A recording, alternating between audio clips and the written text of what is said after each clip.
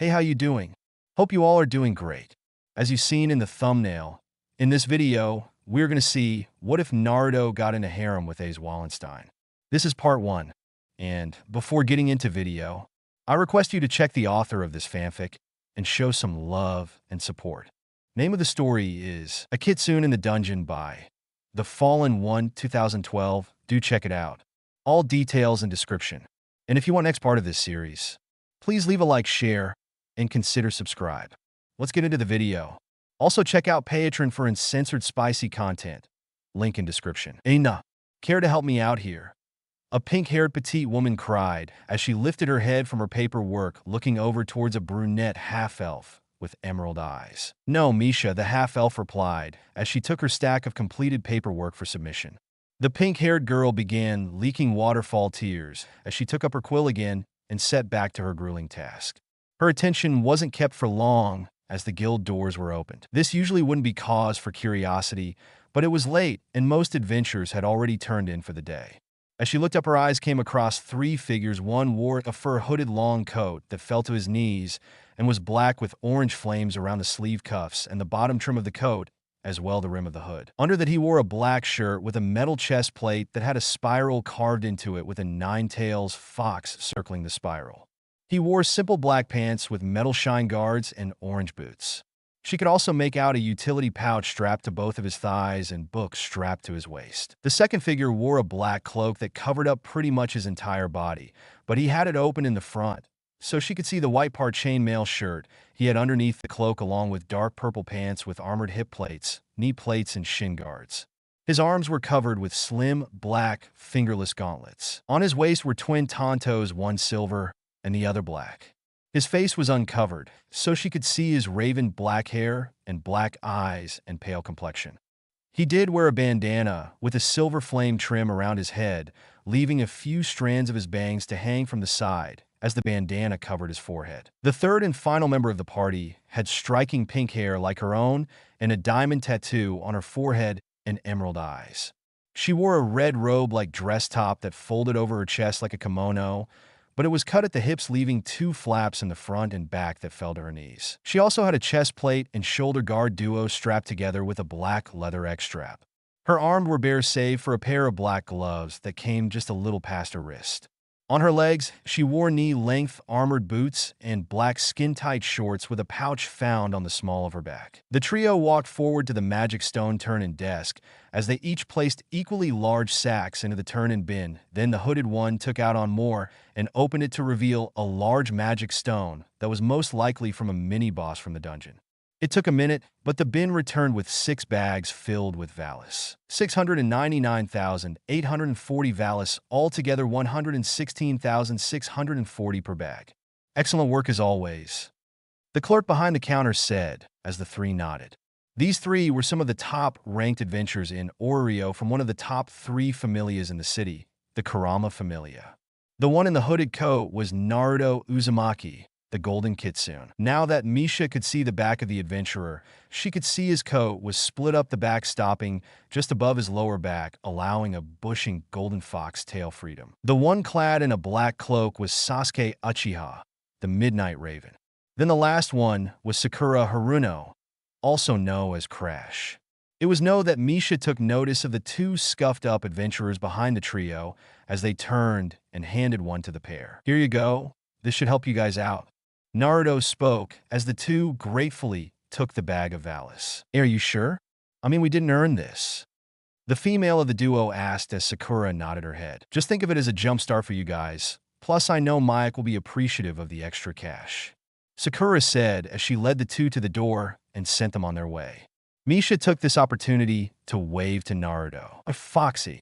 Naruto turned at his nickname being called as he rolled his eyes and walked over to Misha. Hey, Pinky, what you need? Oh, can I call my favorite adventurer for a friendly word? Sure, if you weren't using him as a way to slack off on your work, Sasuke answered as he walked over the 2, followed by Sakura. Misha pouted as she groaned. Oh, whatever, how was the dungeon crawl? Fine until Gorilla knocked down the floor, sending us down 2 levels.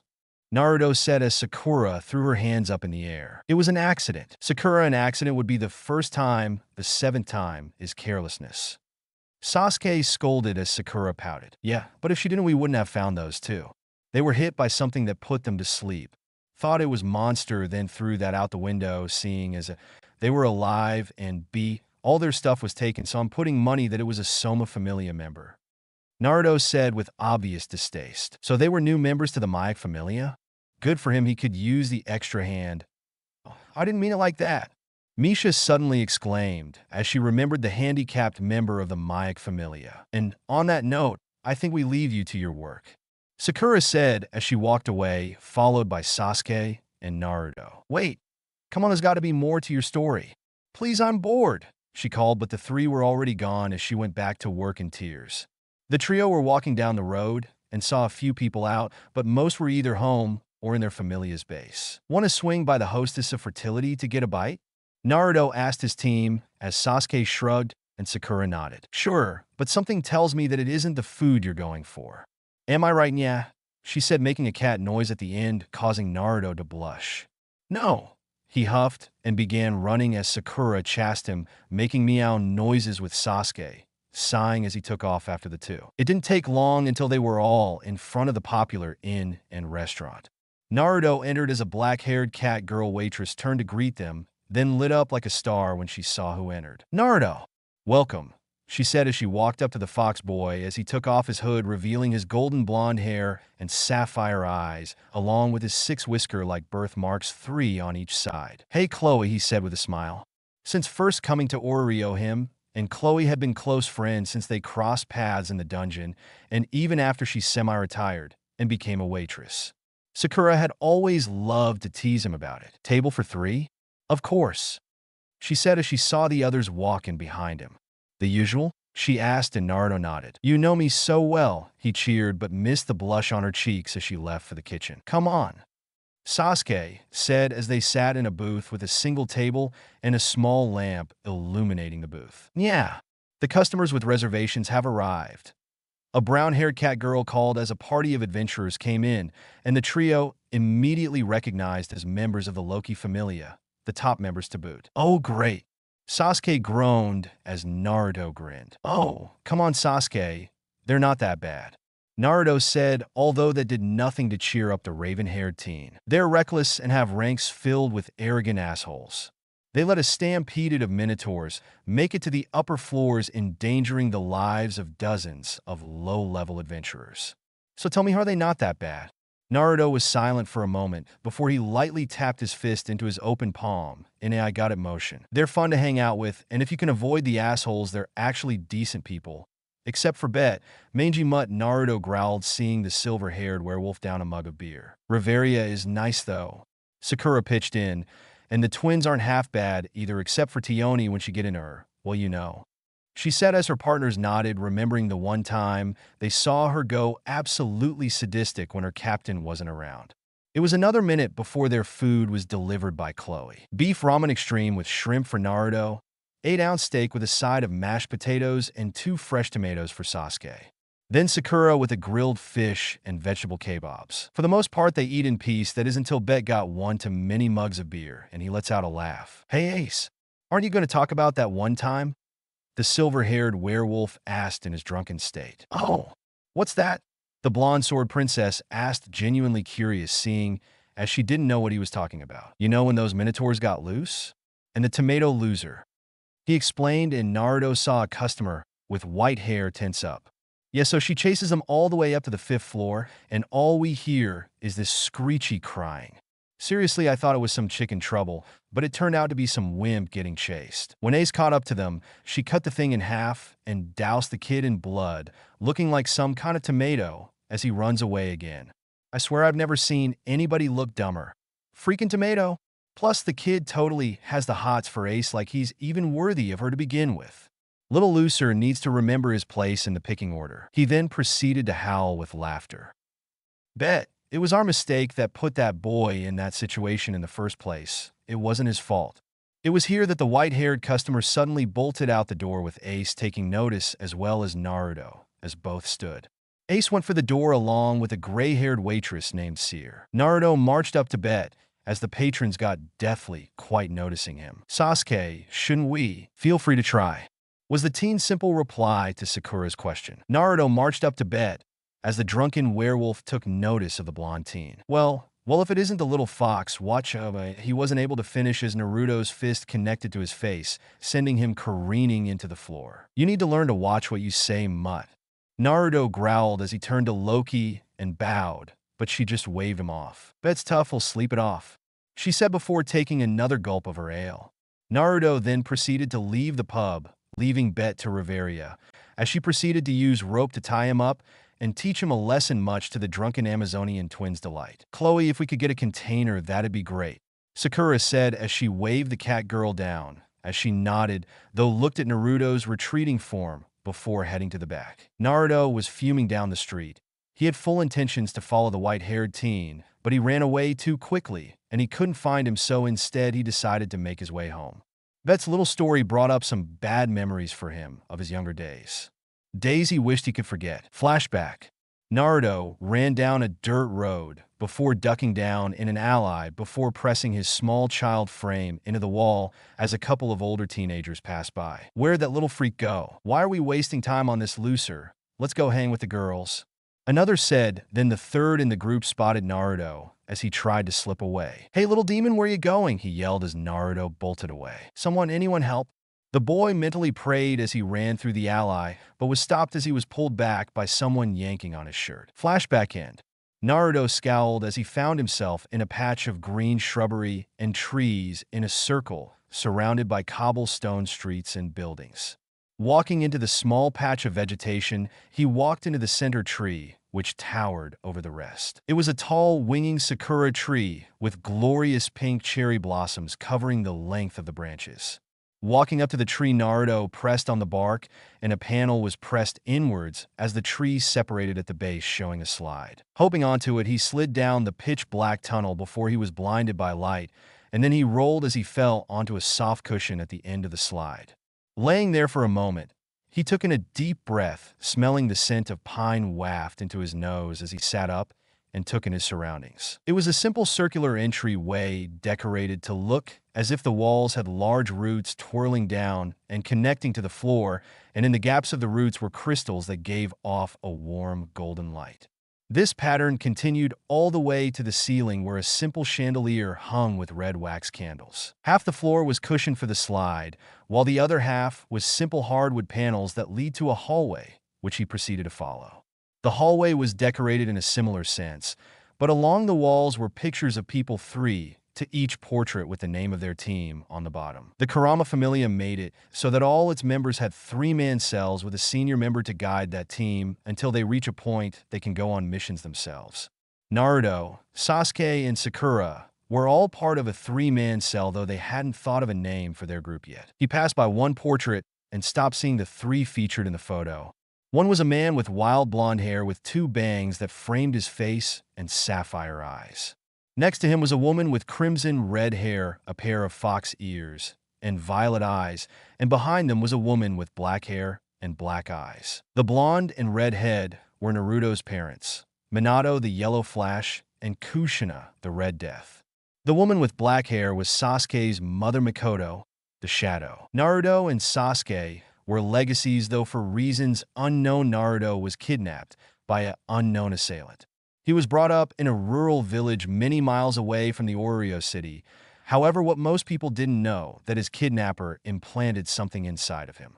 The spirit of a monster, a demon fox, sealed and merged with his soul. The spirit granted him abnormal power growth and strength, along with a unique ability, Yokai Kitsune, an ability that increases his growth rate and overall status, but also subjects him into a blood rage whenever he loses control of his anger.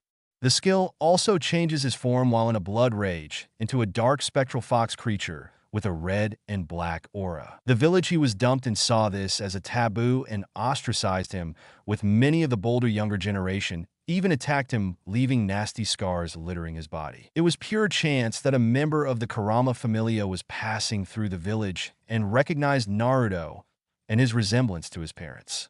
Since then, Naruto was saved and grew in the arms of his new family. Finding himself smiling, Naruto walked away from the portrait as he continued on his way, as the hallway opened up to an extremely large room that could easily fit 30 people. The room was decorated like the hall, but the floor was covered in red carpet that had golden floral patterns on it, as well as an assembly of couches around the room with tables stationed in front of the couches.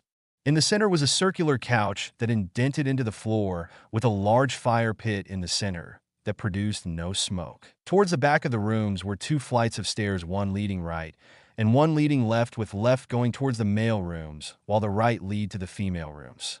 In between the stairs was an alcove that held a counter and a kitchen where he could see some chefs clean their stations for the day and getting ready to close up. "Oh, Naruto!" A girl yelled as Naruto wasn't even given a chance to respond, as he was then sent to the floor courtesy of an excited platinum blonde girl that tackle hugged him. "Naruto, how's it going?" A large heavyweight boy asked, as he had a wild brown hair that fell to his lower back with spiral marks on his cheeks. Naruto groaned in response as he sat up the blonde in his lap, not moving as she just giggled. "Can I get up? Depends, will you join me in the baths?" The blonde questioned, getting a sigh from her teammate and a blush from Naruto. "Not likely. Oh, boo. We used to do it when we were younger," she complained as Naruto got up, and Ino was forced to move to avoid falling over. "Yeah, before you became, well. He blushed as Ino also blushed, and she giggled. These two were part of the Ino Shikacho team, a 3-man legacy cell like Naruto and Sasuke. "Say, where's Shikamaru?" Naruto asked, not seeing their pineapple-haired teammate. "He turned in early, said he was tired," Choji explained. "Lazy bum." Ino mumbled as Naruto chuckled. "Also, you've returned, brat?" A new voice asked as he turned and saw a tall woman with fiery orange hair, with 2 fox ears and 9 swishing tails that waved lazily behind her. She was dressed in a white and red Japanese-style kimono that left her milky shoulders exposed. She looked at Naruto with a smile as he returned the smile. "Goddess," he greeted. Standing before him was the leader of the Familia Kurama, a fox deity from heaven. "Anything interesting happened in the dungeon?" she asked, and he shook his head. "Nothing really out of the ordinary, except we found a pair of level 1s knocked out and robbed. I'm pretty sure it was someone from the Soma Familia." "What makes you say that?" "First thing is they were robbed of everything of value, and the first people that come to mind is a desperate Soma member. You know how they can get." Naruto answered, not hiding his displeasure. It was common knowledge that Naruto hated those who pick on the weak and target them. "Well, unfortunately, there is no proof, otherwise I would do something about it." Kurama spoke simply as Naruto sighed, and Ino went to console him. "Hey, it's alright, everyone knows that most of the Soma Familia is desperate for cash, so it's more than likely that they'll try to pull a stunt like this again, and when they do, we'll be ready," she said, gaining a smile from Naruto, and he nodded. "Yeah, you're right. Welp, I'm gonna turn in for the night." "Hey, Ino, Choji want to join my team for a little dungeon crawl tomorrow?" he asked as Ino lit up like a star. "Hell yes!" She cheered a little too loudly as her fellow Familia members gave her odd looks. "I mean, we would love to." What she said. Choji agreed as Naruto nodded. "Right, see you tomorrow then. Or tonight if you want," Ino said with a sultry grin. "Ino, down girl. Besides, but goddess." Ino complained before Kurama gained a perverted smirk as she crept behind Naruto. "This ass is mine," she said, squeezing Naruto's cheeks as he nearly shot to the ceiling in surprise, but instead of confronting Kurama, he ran straight up the stairs to his room, leaving a laughing Familia behind.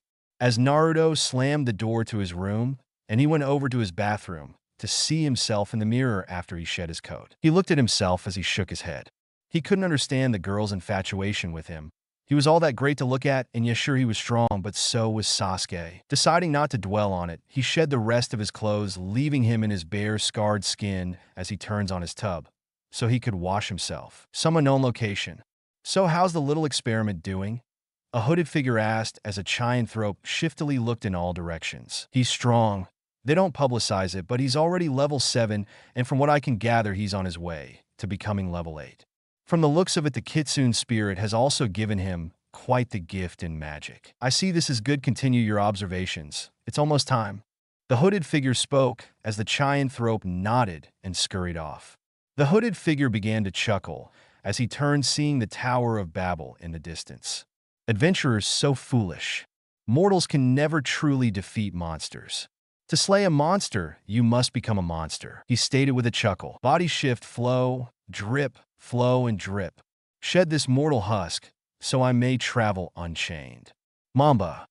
The hooded man chanted the spell, and his body became that of a black, smoky snake with red, glowing eyes that hissed and disappeared into the forest surrounding Oreo. Kurama looked out at her familia. They were an odd bunch, granted, but she wouldn't trade them for the world. As her eyes scanned the room, her eyes fell on a group of the younger generation of her familia. Legacies, those that would carry the torch when their parents' fire had flickered out. It was a sad thought, but Kurama knew that it was a necessary cycle, for if life held no end, then it had no meaning. Mortals would grow stale and still never progressing, while she understood that it didn't make it any easier to lose those she called children. As her crimson eyes moved from the group of young ones, she looked over to a vacant love seat with red cushions and silver ornate metal trim. For a moment, a shock of pain shot through her heart, as she could just make out a pregnant red-headed woman with her blonde-haired love resting his head on the woman's swollen stomach, both with gentle, soft smiles. The mental apparition only lasted a moment before it faded, and she was left staring at an empty love seat. Sighing, her ears suddenly flicked as she heard the sound of a body hitting the cushions at the entranceway. Looking over, she saw the ever-grinning Jiraiya in his usual red vest and chainmail shirt and green pants. His feet clad in those impractical wooden sandals, and wrapped around his head was a unique forehead protector with a symbol of oil carved into the center and two oni horn-like protrusion helping spread his bangs to either side of his face. Jiraiya, what did you do this time? Kurama asked as she rose from her cushioned throne and proceeded to walk over to the white-haired adventurer. You wound me, goddess. Why the assumption that something foul is afoot when I just walked in? He said with fake heartache pouring out of his voice. I left you unsupervised. She answered simply, yes. However, it is not trouble I bring to our home, but a very delightful surprise, he shouted, getting the other's attention. Jiraiya-sama, welcome home, a wild brown-haired chine-throat woman said as she walked forward. This was Tsum Inuzuka, the white fanned. Yes, but there is someone else that requires welcoming. This got Kurama to lift an eyebrow, seeing as she didn't just accept anybody into her familia. And who is that? Tsum asked as Jiraiya grinned and moved from his position, revealing the small blonde child standing behind him. Those that had been watching the exchange froze, seeing the blonde-haired, whiskered boy shifting uncomfortably under the intense stares he was receiving. Lord Jiraiya? Who are you? A raven-haired boy asked as he walked in front of the boy, as the boy's fox ears twitched along with his tail. My name's Naruto. 11 years later. Naruto opened his eyes as the lights in his room suddenly brightened, signaling the morning had come. Slowly raising himself from the bed, he rubbed his eyes as he yawned. Morning, he said to himself as he swung his legs over the edge of his bed and walked towards his washroom. Turning on the faucet, he splashed water in his face as he proceeded to brush his teeth. After finishing his morning routine, he walked over to his wardrobe and the mannequin that held his coat and armor. He opened the double door of his wardrobe, seeing an assortment of clothing. Picking up a simple black shirt and pants, he strapped his armor, then put on his coat, keeping the hood down. He then walked over to his door, and before he could open it, there was already a pounding on the door. Naruto! Hurry up! Kiba? Sure. Enough. When he opened the door, he saw the wild brown-haired chine-throat legacy of the white-fonged Tsum, Kiba Inuzuka. He wore a brown fur hooded jacket with a spiked shoulders and furred cuffs. Under the jacket, he had a simple white shirt with a leather chest guard.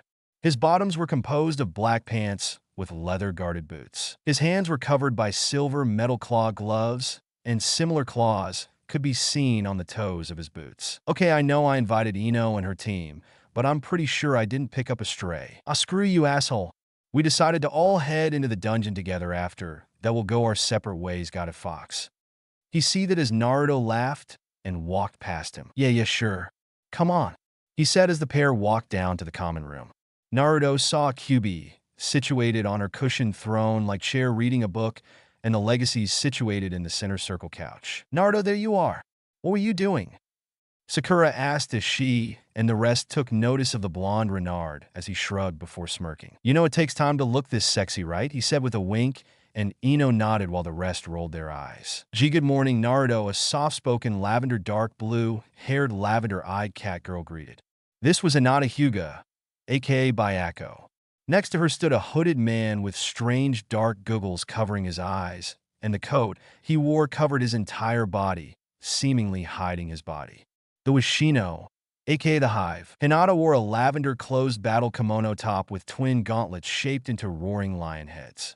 Her bottoms were baggy black pants with armored boots, and like Naruto, a pouch strapped to her thigh. Turning his gaze towards the rest, he saw Shikamaru nearly asleep on the couch, wearing a leather chest armor with matching shoulder pads.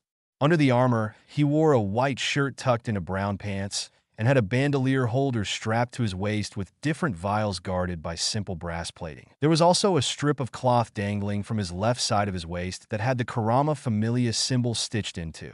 His hands were covered by black gloves, and on each tip was claw-like protrusions with the tiniest holes like tube were underneath the claw. Shikamaru was known as the tactician. His sighted then shifted to Ino C. She was wearing a black tube top with a metal breastplate that was strapped on with a X leather strap with a circle ring on the back.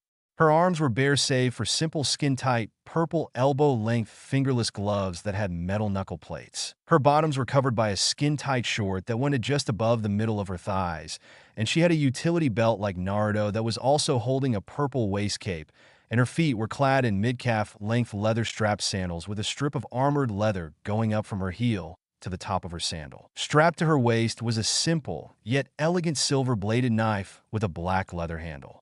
On the other waist side was a collapsible mini crossbow gun. Next to her, Choji was wearing a red long-sleeve top and baggy pants with samurai shoulder plates and chest armor. The armor was black in color with golden linings along the edges of the metal strips that made up the armor. His bottoms weren't as heavily armored, seeing as he had hip guards and simple armored boots. On his back was a large, wide, double-edged great sword with a sharpened rectangular hilt. It also had a series of runes running down the hilt and the middle of the blade up to about the middle before the rune ringed around the sword. Right, morning Hinata. Well, grab a bite at the hostess, then head on to the dungeons, Naruto said, and the group nodded, walking towards the entryway. Before he left, he turned to Kurama, who took a glance at him. Any plans, goddess? Not at the moment. I was invited to a party by Ganesha, so I might swing by, though he's less than desirable company for me, she said, turning a page in her book as she gained a blush reading its contents and giggled perversely. Naruto just rolled his eyes. Right, see you later, he called as he jogged after his team. Kurama took a moment to look from her book as she saw his retreating form and smiled softly. Kushina Minato. You would be so proud of the man your son has grown to be. Hostess of fertility. Mamma mia. Got any packed lunches for sale yet? Naruto called as his group walked in, seeing the owner of the pub standing behind a white-haired teen with her hands on his shoulders.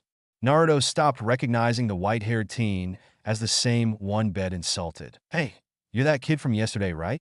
He asked as the white-haired teen cocked his head to the side. I'm sorry, he asked as Sakura stepped forward. He's talking about when you bolted away from the pub last night, she explained as Belle blushed. Why, you saw that every moment, Sasuke said as Belle slouched, embarrassed. Though you will be happy to know that Naruto gave him a nasty right hook. Belle looked towards the blonde as he smirked. You did? Why? He was making fun of you for being weak, right? Just know that no matter how strong someone is, they started out from zero, just like everyone else, Naruto said as Mamma Mia then cleared her throat. Naruto, we're not open quite just yet, so sorry, but no packed lunches, she said firmly as his whole group face faltered before Choji ran forward and bowed in front of Mia. Please, I didn't have any breakfast this morning in anticipation of your divine food. I beg of you. He reared his tear-stained face up. Don't send me away without something, he pleaded as Mia sighed as she turned to her waitress and nodded as they got quickly to work making food containers that would last them until the end of the day, with Choji receiving a rather large container. Thank you for the food, the group chorused as they forked over the necessary valise to pay for the food. Hey, I don't think we caught your name, Kiba said as the group walked with the white-haired towards the dungeon while Choji began to eat a large loaf of buttered bread as they walked. Oh, I'm Belle Crannel. Nice to meet you, Belle. I'm Kiba Inuzuka. This is Ino. The lazy one is Shikamaru. The one chowing down is Choji. The quiet one in the hood is Shino. The other quiet one is Hinata. Then the pink one is Sakura. The dark one is Sasuke. And the stupid one is Naruto. Stupid? Naruto screamed out as Kiba smirked before Naruto caught him in a headlock. Don't listen to this dog. He took one too many hits to the head when we were younger, Naruto said, giving Kiba a good noogie before letting him go as the Gianthrope growled. Anyway, how long you been at this, Bell? This? Bell asked, looking at the blonde before Sasuke answered. He's talking about adventuring. Oh, just a little over a month now. He answered. Little rookie, huh? Ino said with a giggle as Bell blushed with embarrassment. Hey, want a dungeon crawl with us for the day? Naruto asked as Ino pouted. Come on, it's bad enough that we can't be alone, but now you're inviting even more people to keep us apart? Have you no heart? She complained as Sakura rolled her eyes. Give it up, pig, he's obviously not interested. She said as Ino turned and butted foreheads with the pink-haired adventurer. The fuck you say? You heard me, you pig-faced bimbo. You're so lucky we're in a public place right now. You washboard pink-haired howler monkey. Tiny-ass dumb skank. I am 5 foot and 3 inches of beauty and power. I will tear your world a fucking sunder. Bell was staring in shock as the rest of the group shook their heads as Naruto took hold of Ino and Sasuke grabbed Sakura, separating them. Are they okay? Bell asked as Naruto just chuckled nervously. Actually, I'm surprised that it took this long. Those two share a unique relationship. He explained as the two girls stood on opposite sides of the group. Don't worry, they don't actually hate each other. The fuck we don't. They have a friendly rivalry is all. The fuck we do. Naruto sighed as they finally reached the dungeon and entered as Kiba's group left on their own. All right, we're going to head to floor 16 and back sound good? Shikamaru asked, finally waking up fully. Floor 16? I don't think I can go that deep just yet. Bell said as Choji waved him off. Maybe on your own, but you're with us, and a big party is always good. Makes it easier for level 1s to learn. Trust me, you're in good hands. Choji explained as they walked on through the wide cave system. So what familia are you with? Naruto asked Bell. Oh, I'm a child of Hestia's familia. Though it's only me right now. Bell said as Naruto placed a hand on his shoulder. Don't sweat it, Rook. Like I said, we all start from somewhere. Bell smiled up and Naruto thanking him for his words. Their little moment was interrupted when Sasuke stopped. Monsters, about 5 kobolds, he said as the group parted to look at Naruto. Let Bell have this one. What? Alone? He asked as worry seeped into his voice. We'll be here ready to assist when you need it, but as it stands, you need the Exilia, not us. Naruto explained, and Bell walked forward and drew his knife weapon from his waist. It was well polished, but it did have a few nicks around edges. The group rounded the corner, and true to his word, 5 kobolds were there waiting. Upon seeing the adventurers, they roared and charged as Bell matched them with surprising quickness. One kobold raised a claw and slashed at Bell, but he ducked under the strike and spun his knife and drove it into the chest of the kobold, and it burst into smoke and ash. 2 kobolds rushed Bell from both sides, and Bell held his ground knife at the ready. Jump back and roll! Naruto yelled, and Bell hesitated for a moment, but listened to his senior, and as he did, the 2 kobolds crashed into each other, with one of them accidentally dragging its claws across the throat of the other, killing it. Acting quickly, Bell stabbed the other kobold in its stunned state, turning it to ash. The 2 kobolds left paced back and forth in front of Bell. Seeing how their brethren ended up, they weren't in a hurry to follow their footsteps. Bell saw this and charged forward before Naruto could tell him not to, and the kobold took advantage of this, as one of them dodged a swing from Bell's knife and was clawed by the other. Bell was able to bring up his knife to block at the last moment, but was sent tumbling to the ground. The kobolds took this chance to charge forward, but Bell stood up and rolled out of the way. Acting quickly, Bell took his knife and jammed it into the back of one kobold as the other growled and went to slash at Bell, but her ducked, and then he kicked the kobold, making it tumble as he jumped on it and stabbed it. After the last kobold was turned to ash, Bell stood up to see Naruto's group holding up numbers with their fingers. Naruto's eyes swept from one side to the other. Solid 5 across the board, not bad. Could use a little work. Naruto said as he saw Bell reach down to pick up the magic stone he got. For instance, if you have 2 monsters and they're not charging you, don't charge them unless you know you can handle them. These were low-level fodder, but you won't be so lucky the farther we go down, he said as Naruto patted his back and Bell smiled up at him. Yes, thank you, he said as the group walked forward. Apart from the monster or 2, the trip down was mostly quiet. Nervous? Sasuke asked as they entered the 11th floor and the dense caves opened out into a gray, dead forest. Bell looked at the raven-haired teen and nodded. Just a bit, he admitted as they walked forward, and the sound of the earth rumbling and shifting was heard as the clawed hands of imps ripped through the ground, pulling the rest of their bodies out of the ground. Got this, Bell? Naruto asked as he walked towards the white-haired teen. Well, Naruto, why don't we fight? I'm kinda bored. Ino said as he looked back at his group, then shrugged. All right, watch Bell, he said as the group walked forward, leaving Bell to stare at the adventure's back. The imps, seemingly annoyed with waiting, charged forward. Choji, Naruto yelled as the large man rushed forward at shocking speeds, shocking Bell, and in an instant the large sword was drawn and swung, and Choji came to a skidding halt as the imps burst to ash behind him, as Bell's eyes widened so much that he missed the trio of orcs behind him. He didn't take notice until Ino appeared in a swirl of purple flower petals behind him as she twirled her dagger, and a trail of petals followed her strikes. And in a second the petals suddenly began to rapidly fly around the orcs, creating hundreds of cuts and killing the orcs. She then heard fleshy squish and looked down, seeing monster lures fall from the orcs. Smirking, she kicked the lures into the air before jumping up and twirling just to kick them again, but this time they smashed into the stone tree-like structures that littered the floor, causing them to explode. About to be a party in here, she called as her comrade nodded, and true to her word, a horde of imps suddenly began to pour in from the ground and the surrounding mist, along with a few orcs who roared as they rumbled forward. A group of about a dozen imps and 4 orcs charged Shikamaru, who just yawns, and Bell went to assist before the 3 imps closest to the lazy adventurer were suddenly sliced to pieces, and he smiled at Bell.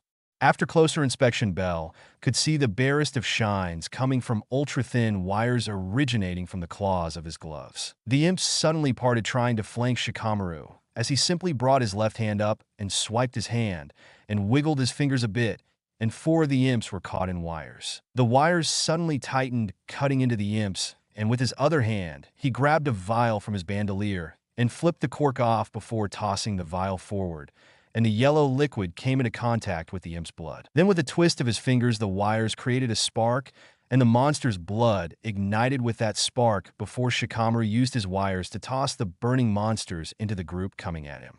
Whatever was in the vial made the flames spread quickly as the group went up in flames, and the pain cries of monster filled the area. My form is not bound by earth. Bell's eyes widened when Sasuke began chanting. As the soaring bird of thunder flies, I shall fly on stolen wings. Sasuke dodged an orc's wild strike before kicking the orc, sending him tumbling backward into a group of imps. Yet these wings shall shine with the brilliance of the sky and all its rage. I call upon the force that showers destruction upon the earth itself. Thunder brilliance. Bell saw Sasuke's form become covered in bluish-white electricity, and his speed suddenly tripled as Bell could see the monsters that surrounded him were herded into a semi-line formation from all his dodging. Then in a stream of lightning, Sasuke shot through the horde, and a trail of dust and magic stones were left in his wake. After he reached the end of his line, he twirled his tontos, and with the 2 swings, he sent 2 crescent slashes of lightning, killing a group of orcs. Bell's mind was blown at this point, as he turned to see Naruto and Sakura as Sakura shot towards a group of orc, punching the biggest one, and its entire torso concaved as its back exploded outwards, and it turned to ash. Grabbing an orc's club as it descended on her, as she crushed it in her hand, and she jumped up. She flipped so that her head was towards the ground, and as she descended, she brought her fist down on the orc's body, and the floor around her cracked, and stones were turned upwards, flinging several orcs into the air. Naruto took the moment to hold his hand out as a ball of blue fiery energy formed over his hand, and he spun, kicking the imp, trying to sneak behind him, and held his hand out as the orcs in the air began to descend. Holding out his hand, the blue flaming orb glowed brighter for a moment. Foxfire, he shouted out as a beam of blue energy shot from the orb and split into 6 missiles, each one homing into the chest of the orcs and resulting in blue explosions. And as they fell to the ground, the impact caused the fox flames to spread out to the surrounding imps. Bell stood there in shock as he watched the older adventurers easily dispatch monsters he couldn't dream of going against just yet. As the group of adventurers walked towards Bell, he ran up to them. That was incredible. I've never seen anything like that, he shouted excitedly as the group found it a bit amusing how he was gushing like some fanboy. Yeah, but these guys were easy to handle. You should see us when we face bosses, even mini-bosses. Bell gained a confused face at the mention of mini-bosses. What is a mini-boss? Bell asked as the group looked at him. It's a term for powerful monsters that don't exactly fit the criteria of the floor they're on. For example, these floors, the 10th and 11th floor, are much wider and allow for the off chance of larger monsters to be spawned like a dragon hatchling. Relatively weak for the more powerful adventurers like us, but for level 2s and below, they would be quite the challenge. However, they might be a challenge, but nowhere near the level of a floor boss. That's why we refer to them as mini-bosses. Shikamaru explained as he flexed his fingers, and Bell could hear the sound of a metallic ring as the wires were sucked back into the claws he had on his gloves. Oh, I get it now, he said as Naruto looked around, not seeing any more monsters or lures. Right, let's keep going, cool?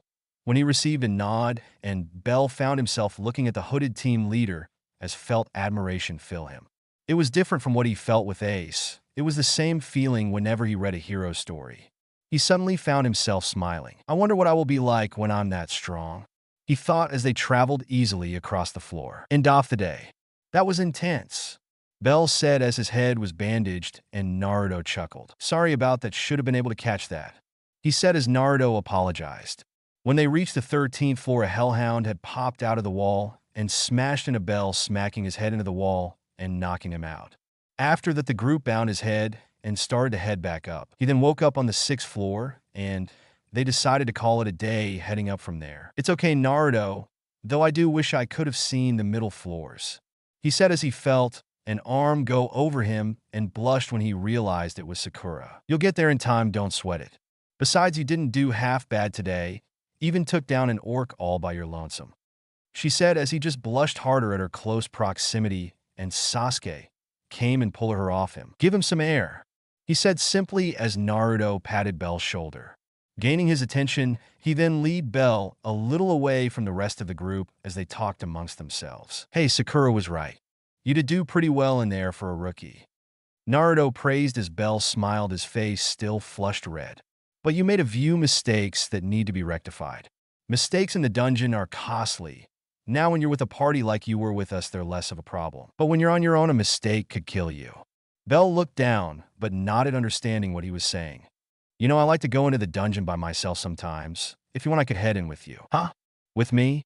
Bell asked, his eyes wide as he looked at his senior adventurer. Yeah, I could teach you a thing or two, he said, causing Bell's eyes to sparkle in anticipation. See, could you teach me magic? He said, excitedly asked as Naruto chuckled. Want to sling around some fireballs, do you? Bell chuckled nervously, but nodded anyway. Tell you what, meet me tomorrow at the dungeon, and we'll get right on that, he said, increasing Bell's excited state. It was then Ino decided to jump and wrap her arms and legs around Naruto in a forced piggyback. What you two talking about? She asked as Naruto rolled his eyes and just carried her. Onwards, he yelled with a charge as the rest of the group just laughed, and Bell looked at the group. Most adventurers of their level he felt uncomfortable with, but they all just had this aura about them. Especially Naruto. He had something that made you trust him as a leader and a friend. Bell was usually excited to head into the dungeon, but now he was doubly so.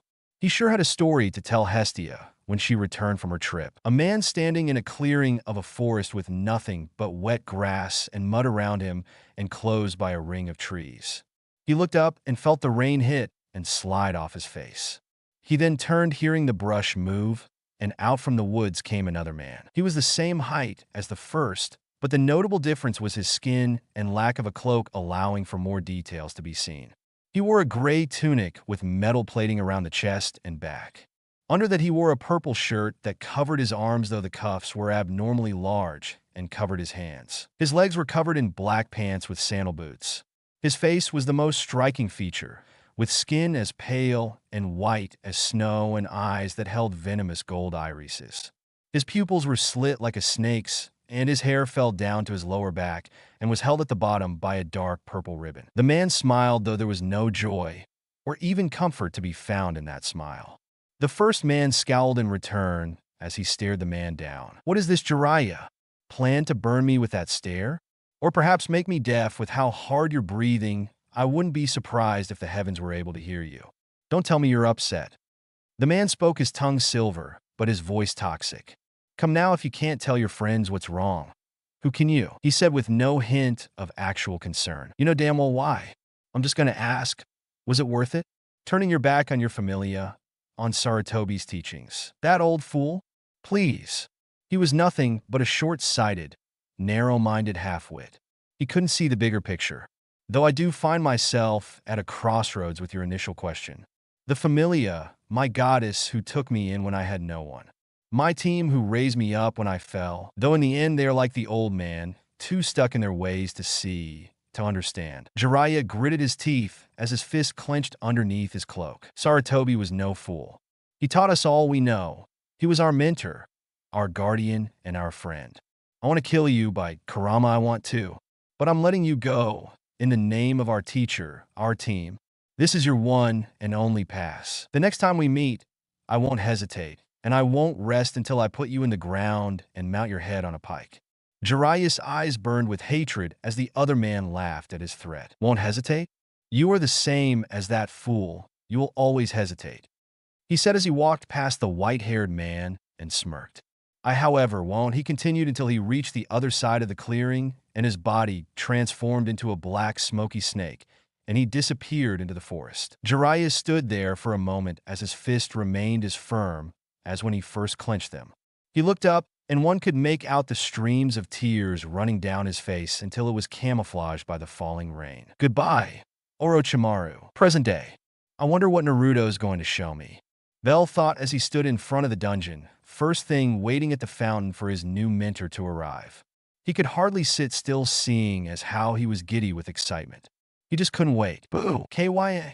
Bell screamed as he jumped into the air, in fright spinning around, spotting a grinning Naruto standing in the fountain. How? He was standing in water. Even if the fountain was running, there's no way he could have been that quiet, right? Rule 1 Bell. Always be aware of your surroundings. He stated as he jumped out of the fountain and shook off his boots. In the dungeon, it's important to know where you are and what is around you. All right, Bell said, still a bit shaken from his scare. Naruto simply grinned and patted his shoulder. Okay, let's head on in. Today we'll be staying on floor 5 and above. Naruto said as Bell nodded and followed his senior. What about, the magic? Bell asked, and Naruto chuckled. Don't worry your little head about that. I'll make sure you get to reach your spell, slinging dreams. With that, they entered the dungeon and allowed the other adventurers to pass them up, so they had some privacy as Naruto watched Bell take on a few goblins on the second floor. Once Bell had finished off the goblins, he walked with Naruto as they wandered the maze of caves. So magic. It's interesting and much more complex than what most people think. Naruto explained as they slowed their walk. It's been debated by scholars for years. Some think that it's just the grace of the gods and the luck of the race you're born to. However, I know it's more than that. Magic is the power of one's will. It's difficult to conjure, and even more difficult for one to manifest. When it comes to adventurers, they usually have 3 or 2 slots for magic. For most, they can also only learn 1 spell per slot. When they learn more magic, their god or goddess will have to exchange the spell to take up a spell slot. Thought this is very rare in this day and age. This day and age? Bell asked as Naruto was explaining. Yes, you see, magic has existed long before the gods and goddess descended. Back then, magic came from training and hard work, and for a while it stayed that way. However, through the years, more and more adventures came about, and the hard practice of magic was replaced with what we have today. How do you know so much? Bell asked, slightly amazed as they stopped to focus more on chatting. Easy. I was around during those times. This turned Bell's eyes into wide dinner plates. He screamed out to Naruto's laughing as Bell looked at him in shock. Oh, you're too good. Of course, I'm kidding. My family goes all the way back to that time. He said while laughing, and Bell calmed down. Your family? He asked as Bell blushed from his own outburst. Yeah, Uzumaki. I come from a long line of battle mages. My mother kept detailed records and journals, so I know quite a bit. Your mother? Is she an adventurer? Naruto smiled sadly as he looked down. Yes, she was. Bell then caught on and went to apologize, but Naruto waved him off. It's fine, little rookie. I made my peace with it. Now back to the lesson, he said as Bell nodded, and they resumed their walk, and Bell was slightly wondering why they haven't run into any monsters yet. So, if you want to gain magic the proper way, you'll have to meditate. Meditate? Yeah, Boring as all hell when you start, but you get into it after a while. Meditation, especially in an area filled with nature or natural magic, will help you coax whatever magical ability you have hiding under the surface. When you meditate, you'll be focusing on clearing your mind and reaching deep inside your psyche. It's difficult, but not impossible. How long did it take you? You know, to manifest your magic. Couple of days, though it is easier for some races. Elves and Renards being the most prominent in that regard. I myself am a Renard. The entire Uzumaki family tree is so it was easier for me to access. Humans have the hardest time manifesting magic, however. This caused Bell to deflate slightly as Naruto laughed. Like I said, difficult, but not impossible. Is that all? Bell asked, and Naruto shook his head. Nope, but right now you just need a foundation to start. Once we get out of here, I'll start off your meditation sessions. Bell nodded, and they walked in silence for a little while longer until they came to a cross in the dungeon. Hey, how come we haven't run into any monsters yet? Bell voiced his mental question. I said it before, Bell. Know your surroundings. Look at the floor. Bell did so, and saw the normal rock and dirt floor of the dungeon, then looked up at Naruto, who smirked. Look at the corridor we just came from. Bell did so. Now look at the one next to it. Bell did. What do you see? Bell looked between the two, but didn't notice much difference. Then he looked at the floor, but only saw some footprints. I don't know. No, you know exactly what you saw, you just didn't put any stock into it. He then pointed at the corridor they came from. The footprints, Bell. Look, the corridor we came from has a ton more footprints than its neighbor does. Using this, and depending on how fresh the tracks are, you can effectively tell if a group of adventurers used a corridor and how often.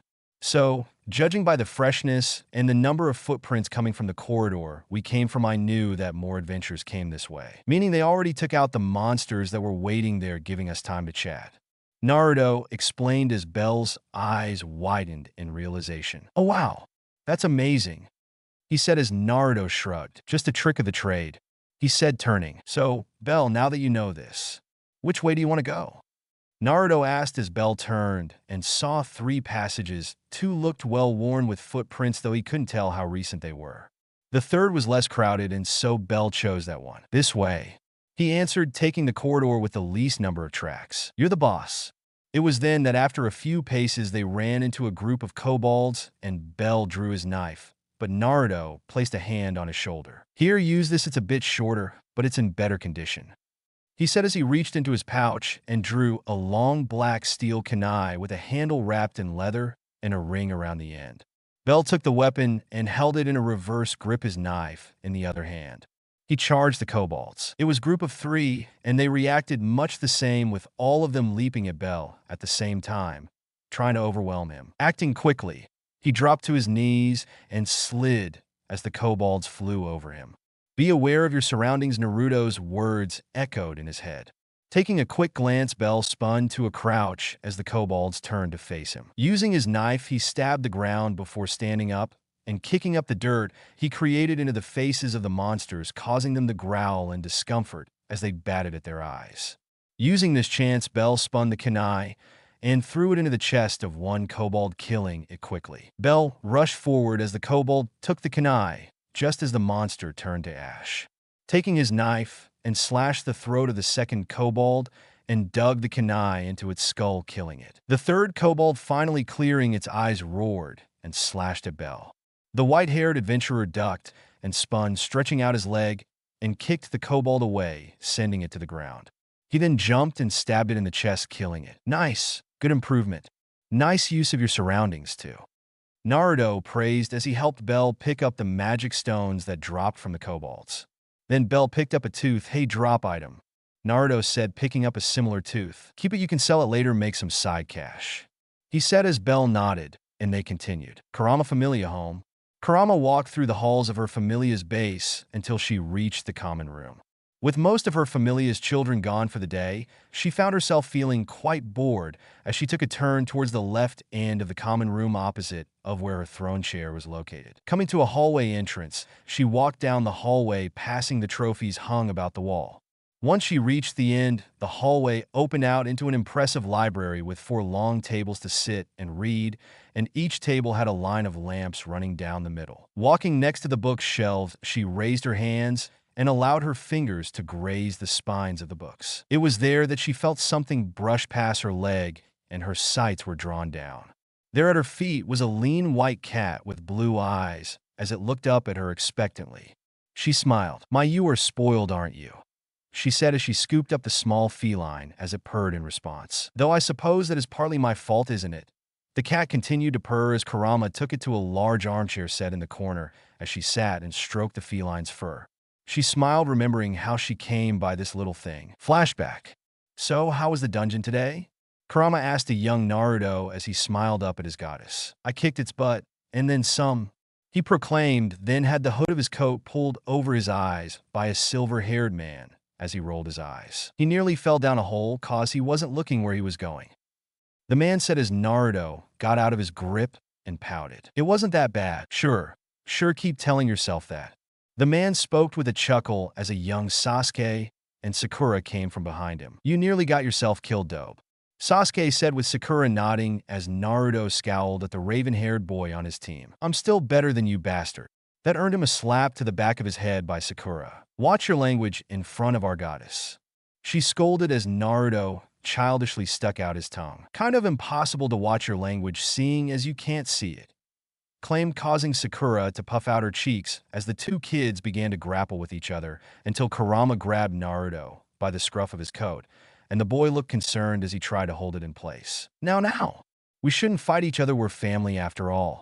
Come along, Naruto, time for your update," she said as she set the boy down, and they walked towards the male's bedroom hall. Once Naruto was in, he took off his coat, but instead of throwing it down like he usually did, he kept it in his arms and placed it on the bed. After that, he took off his shirt and laid on the bed his coat in front of him. Kurama kneeled on top of the boy as she drew some blood with her elongated fangs to activate his fauna. As she was updating his stats, she noticed just how large of a jump they've had as she looked towards his unique skill. He knew about it, but she knew that if it got out that he had this sort of skill, familiars would try to steal him away. She would die before she allowed that to happen again. Then her eyes caught the slight movement from his coat as he placed his hands over a bulge in the coat. As she deactivated his fauna and copied his stated onto a sheet of paper, he rose and sat next to her, but kept his coat close. "All right, Naruto, what is it?" she asked as Naruto looked at her and tried to feign ignorance. "What's what?" he asked with a smile as his ears twitched and one drooped down. "Your ear is droopy." Naruto scared at his stupid tick. "Come on, out with it." Relenting, he unbundled his coat, revealing a tiny white kitten with its eye half shut as it looked around. Kurama's eyes widened, seeing the small thing as she sighed. "Now, where did you find this?" she asked as Naruto held the creature to his chest, as it seemed to try to dig into his skin for warmth. "I found it on our way back. I didn't want to leave it," he said, and the fox goddess smiled as her tails unconsciously began to slightly sway. "Naruto, it's going to be hard for you to take care of it, especially since you're going to be gone most days," she said as she began to rub the small kitten's ears. "It's a girl, and it's not for me." This got Kurama's attention. "If you don't plan to keep it, why did you keep it hidden?" "Because I wanted it to be a surprise." Naruto began to blush slightly as his tail began to sway much like Kurama's. "For you," he said softly as Kurama's eyes widened slightly. "Me?" Naruto nodded. "Yeah, I was thinking about it, but when we leave for the dungeon, that has to be lonely, right? So I thought you could use a friend for the days we're not here." Kurama's mouth was slightly agape as he explained himself before it morphed into a gentle smile, and she brought Naruto close. He gave her the kitten as she cradled it in her hands, and she looked down at it as it looked at her, its blue eyes locked with her crimson ones. "What's her name?" she asked. "I didn't give her one." "I thought you should do it." She looked down at Naruto, then smiled as she turned back to the kitten in her palms. "I think Mito is a good name." Flashback end. Kurama smiled as the cat contentedly purred in her arms. She then heard a familiar thunk as she rose and carried Mito with her to the common room. In the corner across from her throne chair was a golden brace tube with an oval cutout. She approached it and opened the glass cover, retrieving a large brown envelope from the tube. As she closed the glass, the metal container containing the envelope shot back up with a swoosh as Kurama opened her package. "Now what are you?" she asked herself as Mito moved to her shoulders and wrapped herself around Kurama's neck. The fox goddess opened the envelope, finding a fine gold-lined parchment folded in half. Kurama proceeded to unfold it and read its contents. Dear Kurama, the guild has received an exclusive quest specifically asking for you and your children. It would seem that previously unknown ruins were discovered along the coast, and scholars would like your children to clear out any surface monsters that may have taken up residence at this ruin. Enclosed within this envelope is a map of the location of the ruins. The quest giver was also quite clear that he wanted a specific member of your familia to take on this mission. The Golden Fox, Naruto Uzumaki.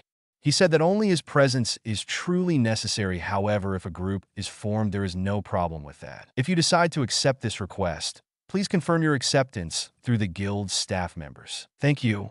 Inatul. Kurama nodded. Though it wasn't all that odd to ask for an adventurer by name, she couldn't help but feel that this was going to be a heavy burden for Naruto in some way. Mito meowed and rubbed her head against the goddess' cheek as Kurama smiled. It is all right, little one.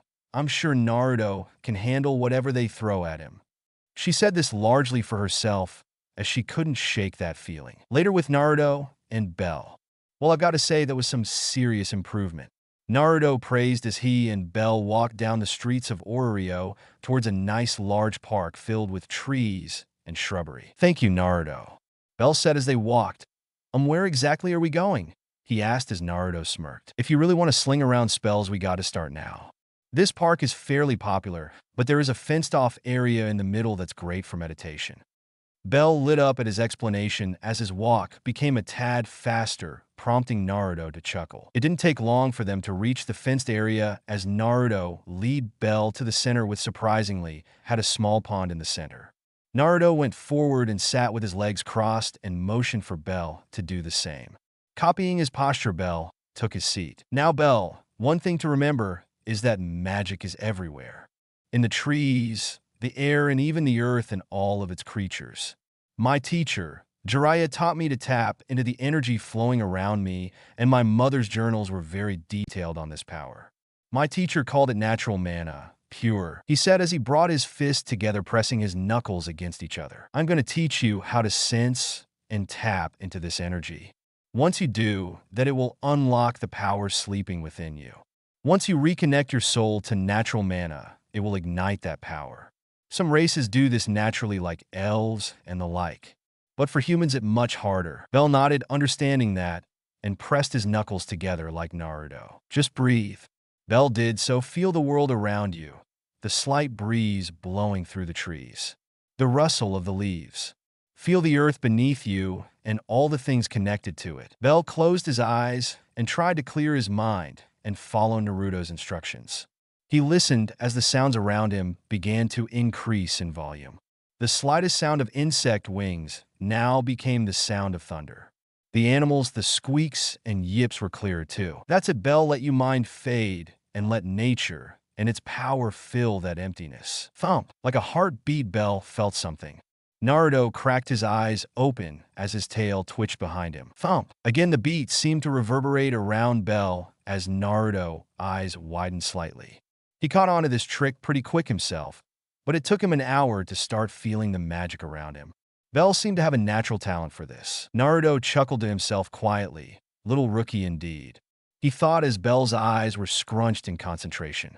Then slowly, he began to open his eyes, and for a moment the world was glimmering with color.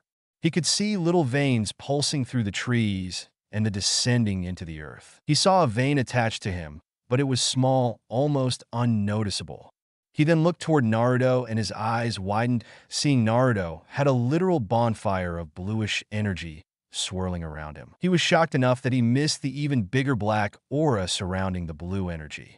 Blinking, the energy and the veins vanished from his sight as he looked at the world back to its seemingly ordinary appearance, and Bell couldn't help but feel that it seemed dull after what he experienced. I am honestly surprised you caught on to that really quickly. Naruto knew for a fact that something else was at work here. Bell might have potential, but this was something else. Could it be a skill? It probably was. For anyone else, especially a human, this should have taken at least a day, maybe even two, and even then it was going to be faint. Thank you, Bell said as he suddenly felt very faint and began to fall back, but Naruto caught him just in time. Push yourself just a little too much there, buddy. Your body and mind are not going to be used to that sort of strain.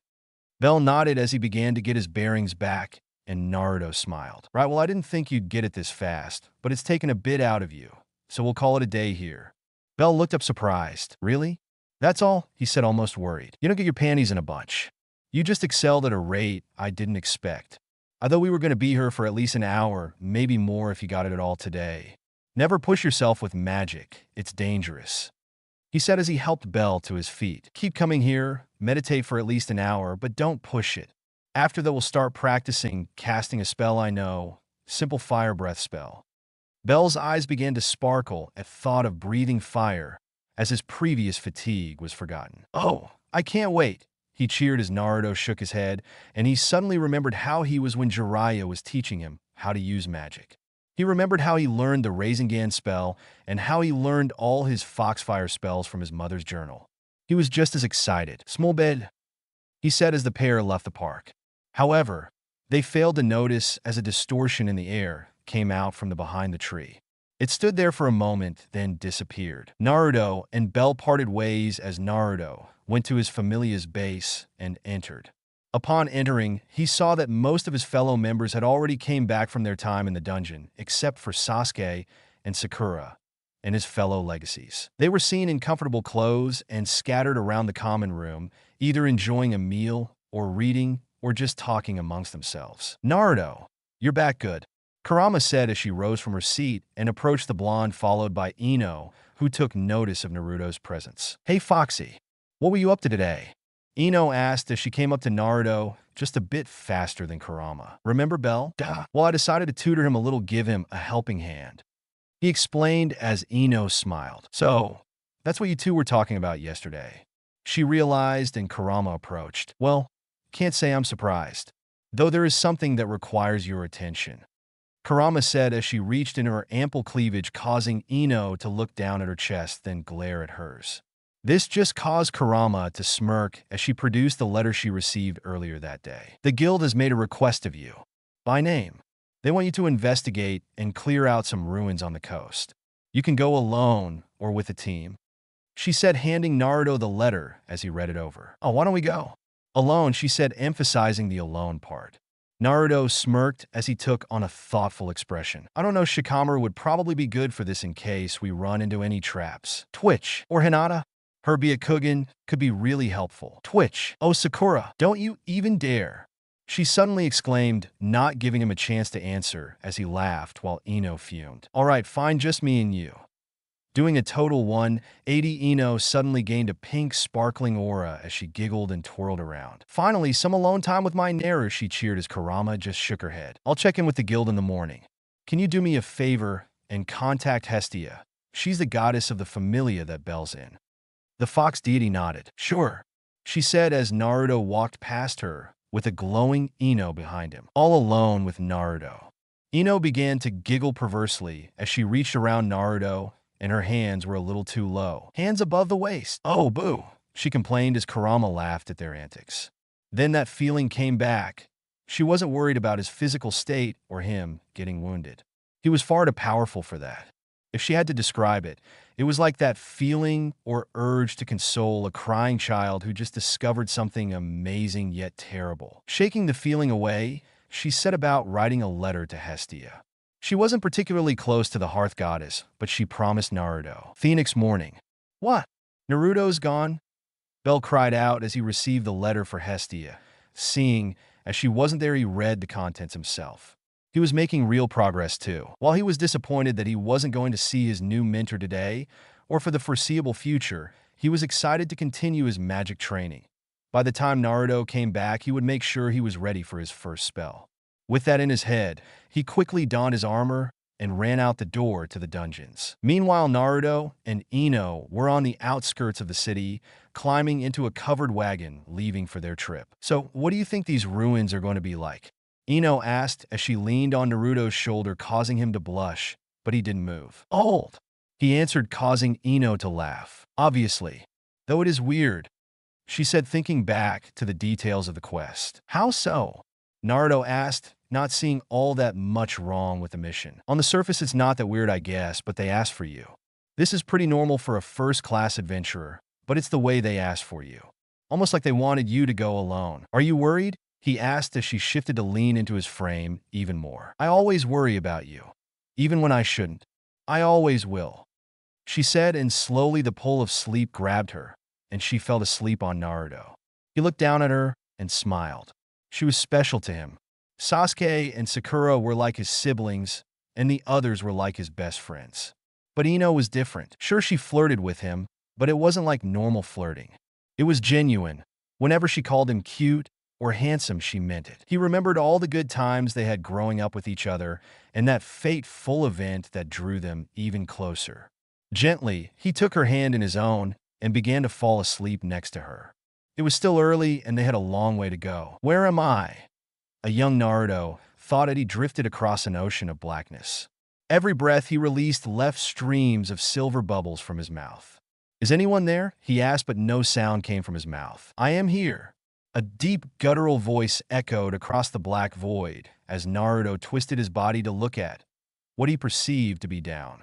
He spotted a pulsating red light like a flaming star. It has been a long time, flesh bag. Who are you? Naruto asked as the red light began to shift and take form. Soon the blackness around him was bleeding with red liquid and flames as a monstrous, snarling fox-like face grinned up at him. Its fur was a flaming crimson and black, ever-changing and angry. Its teeth held a slight yellow hue, and its eyes were black save for the crimson irises it possessed. I am you. You are me. We are one, yet we are not. You live so that I live. You die. Then I too shall enter oblivion by your side. Two souls, one body. We are death.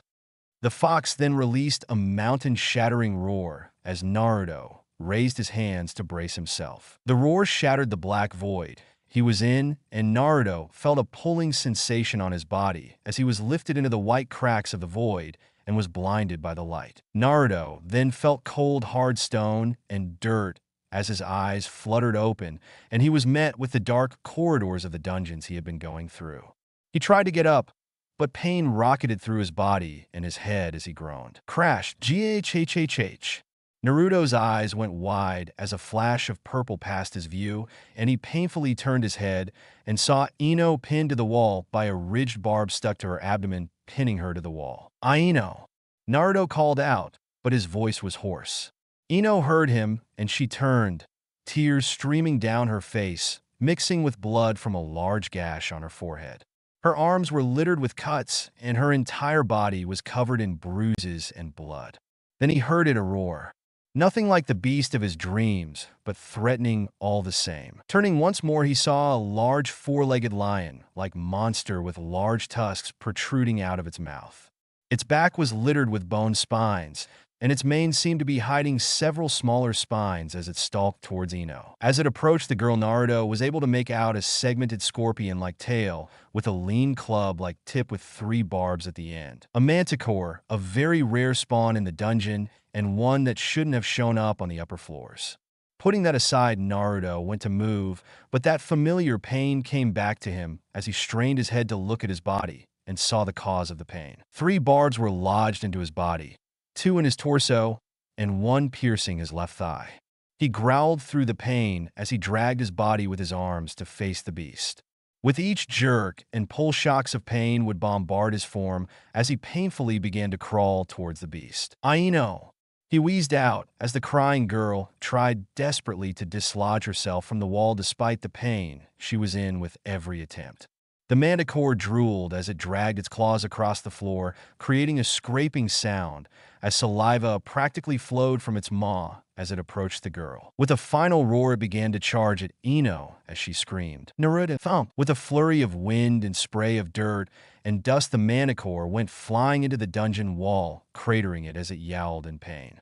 Opening her eyes after not feeling the beast's claws or fangs, she saw Naruto in front of her with 3 large wounds in his body, and she saw that the barbs that were stuck in him were now on the floor behind him. Thump! A pulse came from Naruto as he kept his back towards Ino, who was shocked to see his wounds steaming and stitching themselves together. He's regenerating. Thump, thump. The pulses were quicker now, and a black and red aura began to leak out of Naruto like an evil miasma, and Ino found herself short of breath. Mine! He said in a low, emotionless voice as the manticore regained its bearings and growled at him. You don't touch her. Ever. Naruto screamed out, his voice becoming disembodied and layered as if two beings were speaking at once. His voice was now filled with malice and pure hate as the aura seeping from his body reacted to his rage and became like a raging fire around him. His form was hard to see past the aura he was emitting, but Ino could see how his once blonde hair faded away and bled into a bloody crimson along with his tail and ears. His skin became a slight hue darker than normal as he jumped away, avoiding the Manticore's desperate charge. With his face now towards Ino, she could see his eyes, once blue and filled with mischief and love, were now filled with bloodlust. His scara became pitch black, and his irises became bloody red, with his slit pupils now thinner than paper. His whisker marks were now wild and dark as he gritted his newly formed fangs. In Naruto, GYYA was the boy's only response as he charged forward, his aura streaming behind him like a bloody comet. Present day. Naruto shot up from his sleeping position as he reached out. His eyes flew open, revealing crimson irises that slowly bled back into blue. He felt his heart racing as he placed a hand on his chest to calm it. His breath came out harsh and short as he took notice of the sheen of sweat on his body. He jumped when he felt someone place a hand on his shoulder. Turning around, he calmed down, seeing Ino with a worried expression. Naruto, nothing, just a nightmare, he said, taking a rag from the many pouches on the cart and wiping down his face. Just a nightmare? Or that nightmare? She asked as Naruto sighed, and Ino got her answer from that. I don't care about what you are. You're still the Naruto I care for, the Naruto who would help me when I was in trouble, the Naruto I would sneak into the baths with when we were young. Nothing will change that, she said, leaning into his back as he smiled. Right, I know, he said as he leaned into her. For a while they shared this moment until the cart came to a stop. Then the driver poked his head through the front flap. Sorry, but it appears we've run into a slight problem, he told them as the two looked at him confused. Exiting the back of the covered cart, they walked towards the front, seeing the problem. A group of large bear-like monsters had taken up residence on the road. It seems they were attracted by another caravan carrying produce. The monsters were bugbears, and they went about smashing the contents of the caravan and feasting on both it and the bodies of the caravanners that were attacked. Since the monsters on the surface weren't near the dungeon, they needed to find other ways to sustain themselves, and this was one of them. We'll clear them out. Stay here, Ino said as she and Naruto walked forward as the driver nodded and had the horses move back a touch to be safe. Shall we, my lady? Naruto asked as Ino giggled. We shall, she answered, drawing her dagger and charging forward, followed closely by Naruto, who held a screeching ball of rotating energy. Oreo. Hey, Nya, I've been waiting for you, Arnya called out to Belle as he approached the hostess of fertility. As he got closer, she suddenly shoved a purple-colored purse into his hands. So, can you take this to that airhead, Sirnya? She asked as Belle got the concept, but was still confused. I'm sorry, but I don't quite get it. Isn't she here? He asked as he heard a sigh and a blonde elf came from around the corner. Arnya, you need to be clearer, she said as the Arnya just frowned then smirked. Silly Rhea, Nya, I'm obviously just telling him to take this wallet to Seer, Nya. Since she was in a total rush to get to Monsterphilia and forgot it, Nya. The elf just shook her head. Did you get all that? She asked as Belle tilted his head in a SOSO motion. Mostly, but what is this Monsterphilia thing again? He asked, getting slightly surprised looks from the two waitresses. It's a big monster tournament held by the Ganesha Familia every year, Ryu explained as Arnya interjected. That right, Nya? Those Ganesha guys tame monsters for the crowds, Nya. It's a big performance with lots of people, Nya. We're counting on you, Nya, she explained as Belle just nodded. All right, I can do that, he said, turning towards the stadium and running towards it with Arnya waving him off. Belle weaved through the crowds, heading towards the arena. As he got closer, the crowds began to thicken, and his run became a jog, then slowed to a walk. Making his way to the edge of the crowd, he sighed. This is going to be tougher than I thought. He sighed as he merged himself back with crowd and continued on his way. He then passed a well-known cafe, and on the balcony were three women. One covered in a black robe and hood hiding most of her form. The other was a flat-chested red-head goddess known as Loki. Next to the goddess was another woman with straight blonde hair, wearing a whip neck strap dress with a purple skirt, Aiz Wallenstein. So, Who's captured your fancy this time? Loki asked as she swirled her drink in its glass with her eyes only slightly open as she stared down the other woman across from her. It's not the child himself. His aura is clear, something I've never seen before, and he is undeniably pretty. But no, it's the one who trains him. I've seen many auras, each different, some dull, others brilliant, but none are like that man's. He possesses two auras. Loki's eyes widened while the blonde remained the same. Two? That's impossible. Loki said, straightening up. I thought the same, but it would appear that this man does possess two. One shines with a brilliance of a blue flame. The other is dark like a crimson shadow. It is so enticing I could hardly contain myself. She moaned, making the ace slightly uncomfortable. This man has grown attached to the boy. It makes me curious just what will happen next. She giggled and rose from her seat. Huh? Where are you going? Loki asked. Nowhere of concern, my dear. She stated simply and left. Geez, that woman's strange. Huh? She left me with the check. Loki screamed out as Ace simply stared at the door and narrowed her eyes. With Bel. After running around aimlessly, Bel finally ran into his goddess Hestia, who then proceeded to drag Bel around on a date. He now finds himself sitting in a grass patch eating crepes with Hestia. So, Bel, how was your time since I left? Hestia asked, taking a bite of her crepes, and looked towards Bel. It's been so amazing. I met this group of adventurers who took me down to the middle floors with them. I got all the way to the 11th floor. Hestia's eyes widened. She would be lying to say she wasn't worried. There were some familia members who would do anything to make a quick Valis, even sacrifice new adventurers and use them as distractions. She sighed. Bel was just too trusting to people. So how were they? She asked as Bel's smile, if possible, got even wider. They were incredible, goddess. They did all these amazing things, and each one was so unique in their own way. I just wish we could have gone to the middle floors. I thought you said that you did. That was the plan, B, but I may have been taken by surprise by a hellhound and knocked out, so we left early. Hestia huffed. Bel, you got to be more careful. Know what's around you. She lectured as Bel nodded. Yeah, Naruto says the same thing. This caused Hestia to raise an eyebrow. Naruto! The name sounded familiar. Where did she hear it from? Yeah, Naruto. He took me into the dungeon for a training session and taught me how to avoid monsters and read the dungeon trails. He's even teaching me magic, Bel exclaimed, taking a bite of his crepe. At this, Hestia's eyes went wide like dinner plates. Magic? She exclaimed. Bel has always been fascinated by magic, often asking if his magic status changed at all. Many times she passed by a shop that held the rare grim where she felt bad for not being able to help Bel with this little dream of his. Yeah, he's taught me so much already. You see, he was interrupted by screams and a roar and whipped around to see a large white-haired gorilla monster coming out of one of the arena halls. Bed? Hestia asked as the silverback locked its eyes on the two, specifically Hestia. Yeah, is that monkey thing looking at me? A roar was her response as the large ape charged the duo. Run! Bel yelled both to the crowd and Hestia as he grabbed her hand and led her into the alleyways and streets of the city, trying to lose their large pursuer. What did you do to make it so angry? Do you know it? Bel asked, mostly out of panic rather than curiosity. I've never seen it before in my life. Hestia all but wailed as they turned a corner and the silverback came crashing down in front of them, sending the two into separate directions. Bel was on his feet quickly as he looked, seeing the silverback lumber over to Hestia. Oh no, he thought as he rushed forward, pushing his fear away as he grabbed his goddess just before the ape's fist came down.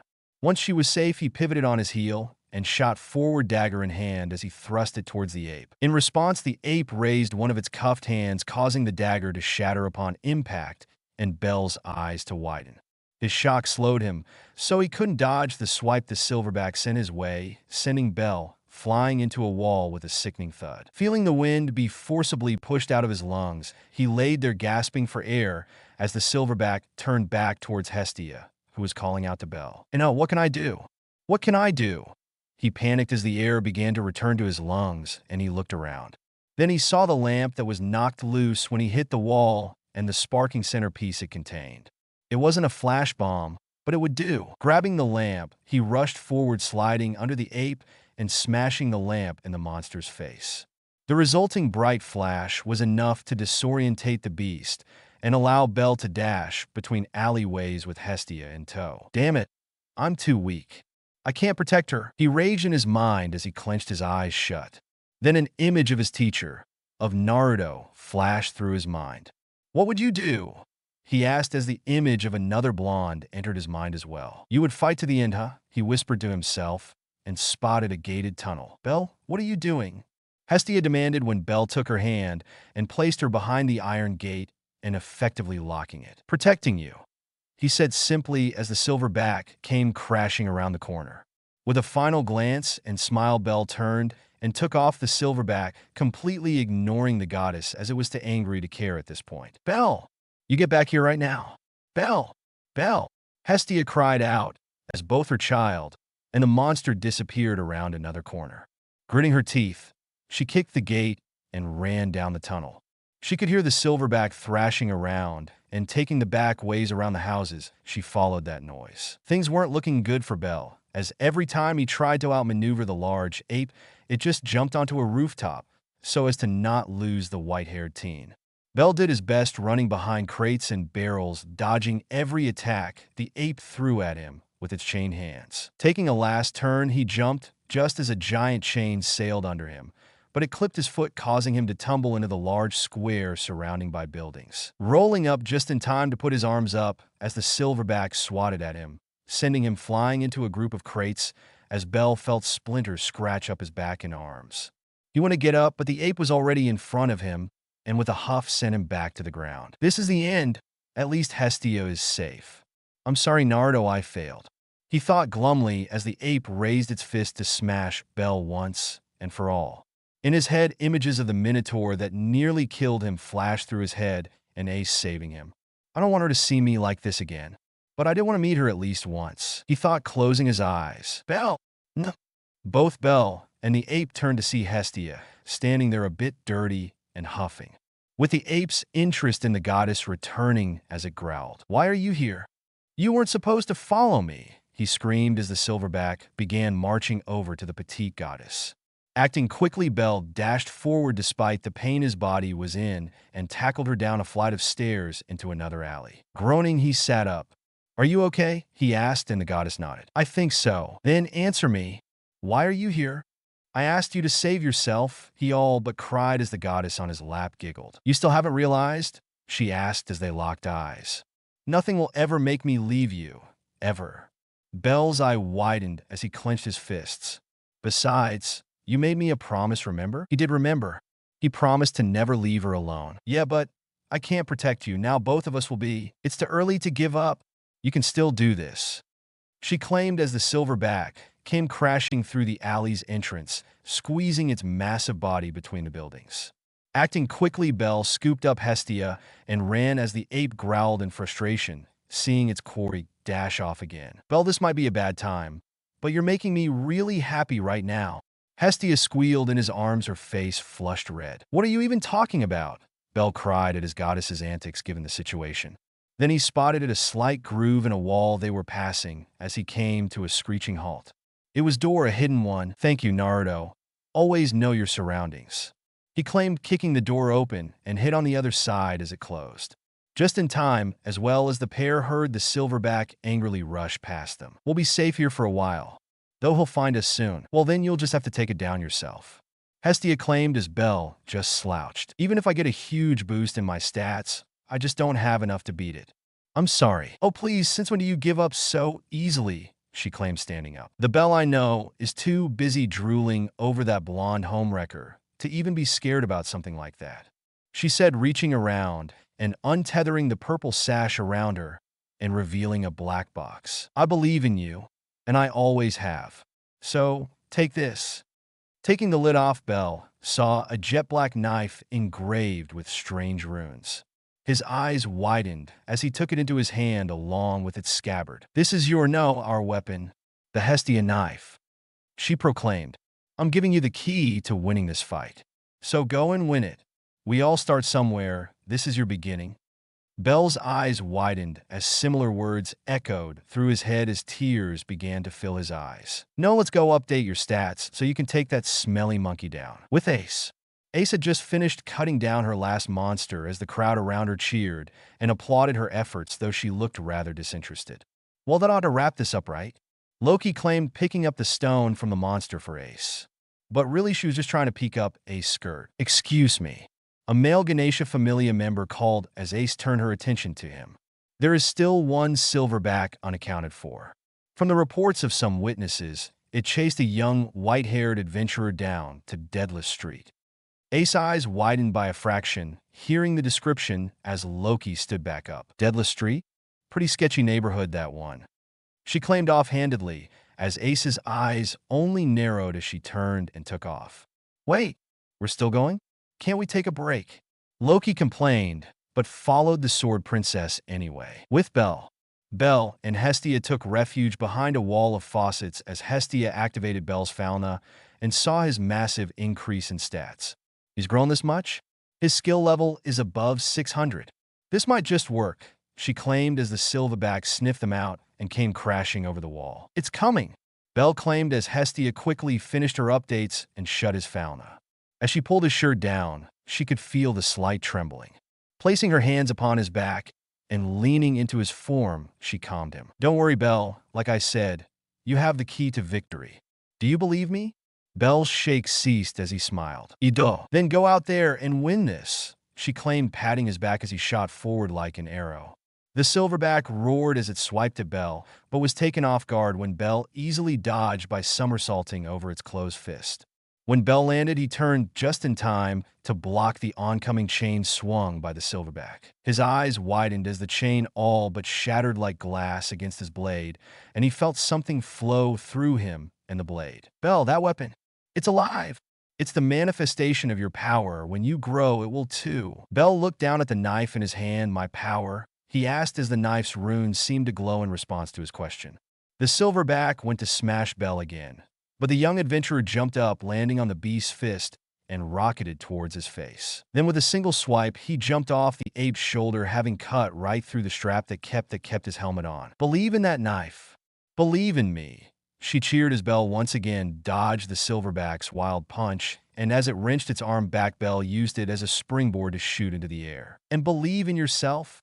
Belle's eyes narrowed as he grabbed one of the many clothing lines as it stretched back like bowstring. I'll believe, though, as he shot down with an audible boom and cut right through the armor plating on the silverback's chest. I'll believe. Thump. Hestia's eyes widened as she felt a pulse roll off of Belle, and she could make out the barest of auras around him as it seemed to pulse with his heartbeat. Thump. Belle gritted his teeth as he easily dodged the ape's wild swings as it thrashed around, hoping to hit the small human.